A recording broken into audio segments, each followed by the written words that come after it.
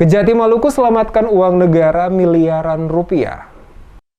Kejaksaan Tinggi atau Kejati Maluku berhasil menyelamatkan uang negara miliaran dari berbagai kasus yang ditangani sepanjang tahun 2021. Kepala Kejati Maluku Undang Mugapol saat memberikan keterangan pers kepada sejumlah wartawan di Kejati Maluku Selasa 4 Januari 2022 menjelaskan, penanganan berbagai perkara sepanjang tahun 2021 mengalami peningkatan. Di bidang intelijen Kejati Maluku selama tahun 2021 melakukan penanganan 37 proyek strategis yang dikerjakan oleh 7 instansi di sejumlah daerah di Maluku dengan nilai 2,4 triliun rupiah.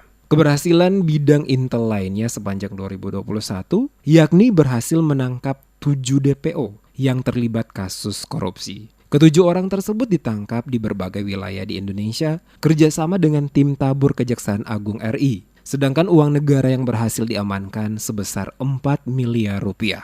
Kejati juga menyebutkan penanganan perkara yang ditangani bidang pidana umum atau PIDUM adalah sebanyak 938 perkara. Telah dilimpahkan ke Pengadilan Negeri Ambon untuk menjalani persidangan. Kemudian juga penyelamatan kerugian keuangan negara di bidang pidana itu 4.255.390.000 rupiah. Itu untuk bidang intel.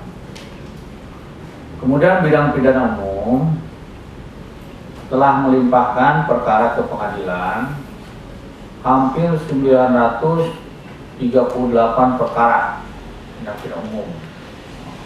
Di bidang perdata dan tata usaha negara atau Datun telah berhasil melakukan 8 penandatanganan kesepakatan atau MOU dengan 8 instansi, menerima SKK sebanyak 8, legal opinion 5 kegiatan, demikian halnya dengan legal assistant sebanyak 2 kegiatan, serta sidang perkara datum sebanyak 3 perkara. Bidang Datun juga berhasil menyelamatkan kerugian negara sebesar 3,6 miliar rupiah. Prestasi yang diraih bidang pidana kasus atau Pitsus Kejati Maluku juga tidak kalah penting, di mana dalam tahun 2021 tercatat dari 38 proses penyelidikan perkara. Dikatakan proses penyidikan meningkatkan dari tahun 2020, sebanyak 21 perkara di tahun 2021 naik menjadi 60 perkara. Untuk tahapan penuntutan yang dilimpahkan sebanyak 51 berkas perkara, sedangkan penyelamatan kerugian negara sebesar 1,3 miliar rupiah.